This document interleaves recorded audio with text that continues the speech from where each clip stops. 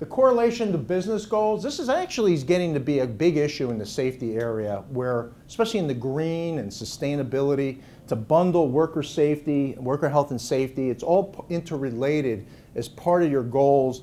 And not only just the goals internally of keeping your costs down, but we've had a number of companies that have been more successful from a business standpoint because they've had excellence from health and safety.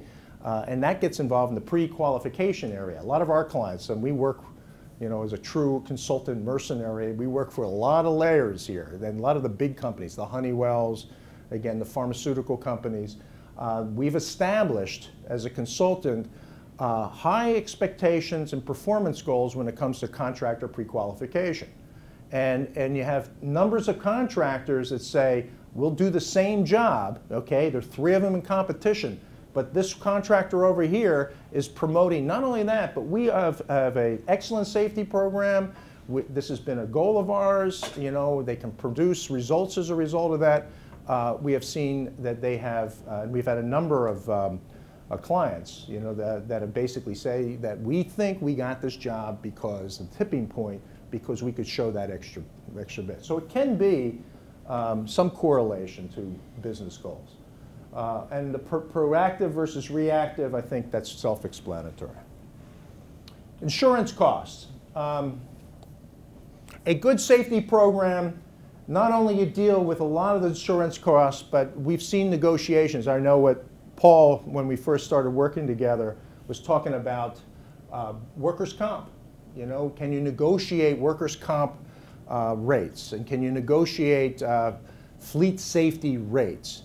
And as part of the negotiation, to negotiate with an effective, proactive loss control and safety program is there's not often guarantees, but it's a much easier way to try to underwrite insurance when you show a company has a very effective way of trying to control and manage loss. Safety pays. This is always, I wish the dollars could come out so visibly that the statistics have shown that for every dollar you spend on safety programs, there's a direct savings or a direct gain of $3 to $4, so 3 to 4 times what you spend. And anybody knows if you can go into an organization and say, you hire us, you're going to get a 4x, 3x improvement, it tends to be an easy sell. And then you can sell all the other, kind of the glitzy parts of it and the indirect benefits. We can reduce accidents and injury costs 20 to 40%, so it's kind of related. I also put employee retention as part of the nature of the business we're in. And a lot of times when you start dealing with professional services, where workers are not a commodity. You just can't go out and hire anybody at any time. And this has been one of the things that I know after 25 years of running a company. I totally underestimated this in the beginning, how difficult it was to find, retain, and get a good team working for you. So that's an incredibly valuable asset. And a good worker health and safety program, not only from a savings standpoint, but also is a plus in the cultural side. It also drives a lot of other good things culturally, or it can dovetail culturally into that. So if you do have other programs that you're looking at employee retention and recognition, this is where you can look, if you design it correctly or promote it correctly, and not just promotion, but actually implement it correctly. It does a nice job of dovetailing into all your other things that are looked at as being some extra things besides money that you're giving to your employees. Who's responsible? Actually, 3 layers here: management, supervisor, and employee. When you start looking, it's not just management. The one group that always seems to be kind of in the middle here is the supervisor. And the employee, though they think they have a get-out-of-jail-free card here, part of the nature of of the law is that you have to, management has to provide a workplace free of recognized hazards, but employees have to follow the rules, requirements, and policies that are established within the company. You can't just go and do whatever you want. OSHA will protect you in many ways if you feel that there's a violation and you're doing everything you can. But there's a lot of times where you had what we used to call individual employee misconduct, where employees just are not following the rules. So there's all sorts of layers here, but there's responsibility at all three.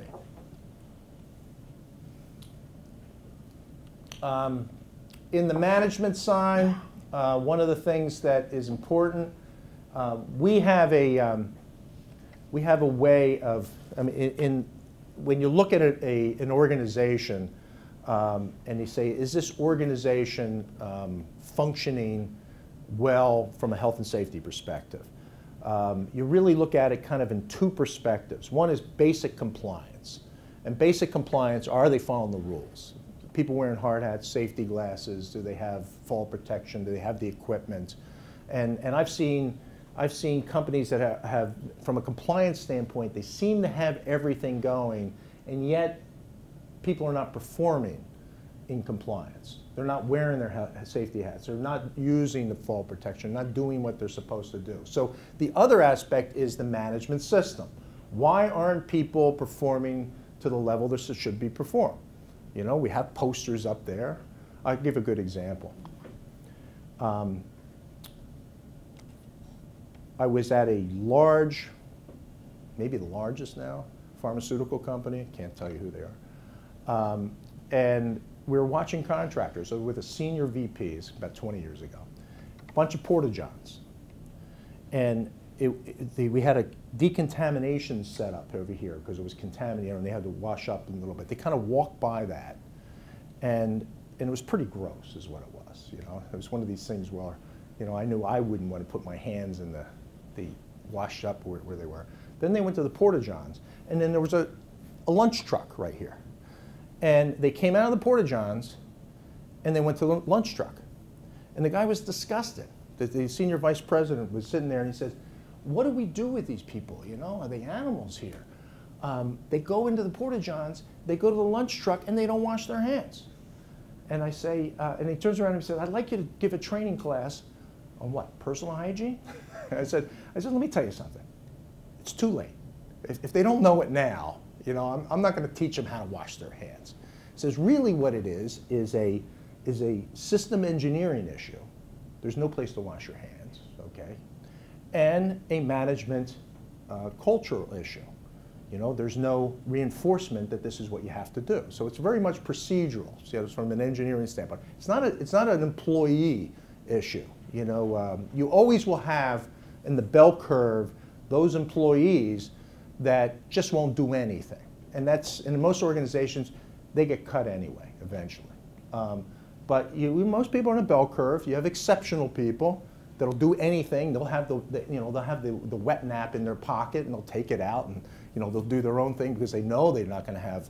But you got people like me, and you come around and you're ready. You didn't think about it. You didn't organize yourself, and you say, geez, where do I wash my hands? And so that's where, from a system standpoint, you want to design it so people are going to be successful.